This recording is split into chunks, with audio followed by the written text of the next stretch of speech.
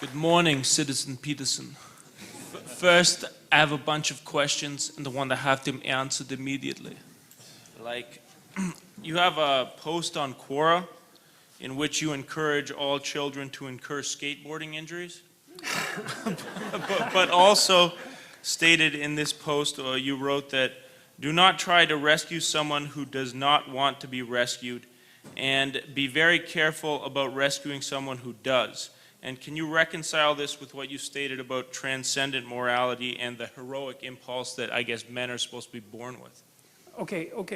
So, well, the skateboarding question is, I have a book coming out in 2018 called 12 Rules for Life, An Antidote to Chaos. And one of the chapters in there is from that Quora posting, and it's called Don't Bother Children When They're Skateboarding. And it's sort of associated with what I had said earlier about parkour, for example, is that, you know, kids need to go out and push themselves against danger, because that's what life is pushing yourself against danger.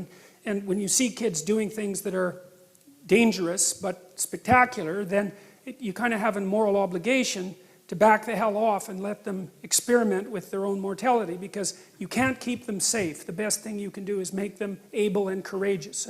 And I would say that that's a more difficult lesson, generally speaking, for mothers to learn than for fathers to learn, and that was Freud's fundamental observation, but it's absolutely crucial.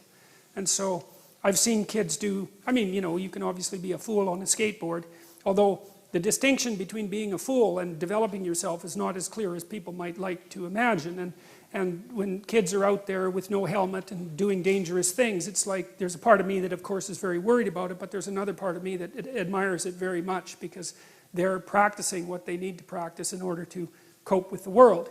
Okay, so there's that. Now, the other one was rescuing people. Yeah. Well, I got this partly from Carl Rogers, you know, because Rogers he's a clinician, a very famous clinician, and he was a Christian missionary to begin with, but he didn't end up that way. But he was very interested in the utility of listening as a means of redemption, essentially. And listening, by the way, is if you have someone that you know that has a problem, the best thing you can often do is listen to them, if they're actually trying to communicate, because people configure themselves through speech.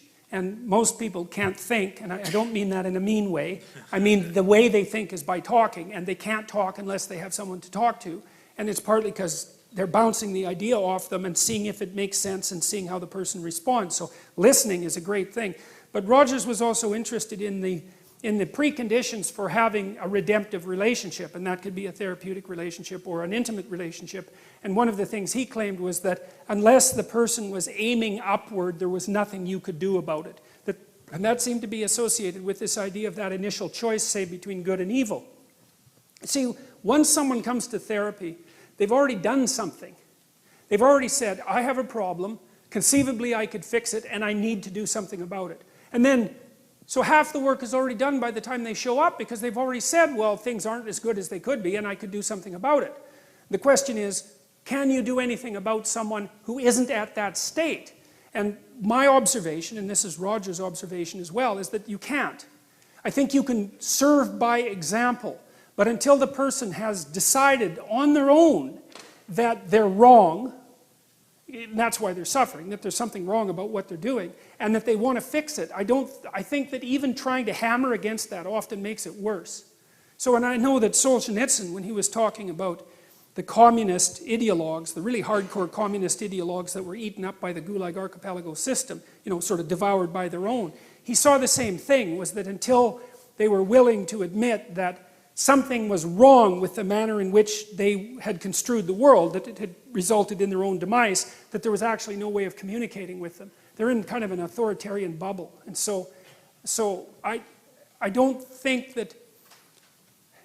So even if you orient yourself as an archetypal hero, there's no way you can get through that barrier that Well, I think that that's part of the issue of free will. I do not think that people can learn unless they admit that they're wrong. There's this play, The Cocktail Hour by T.S. Eliot, and he has this woman in the play, and she comes up to a psychiatrist and she says, just in the course of casual conversation, she says, I really hope there's something wrong with me.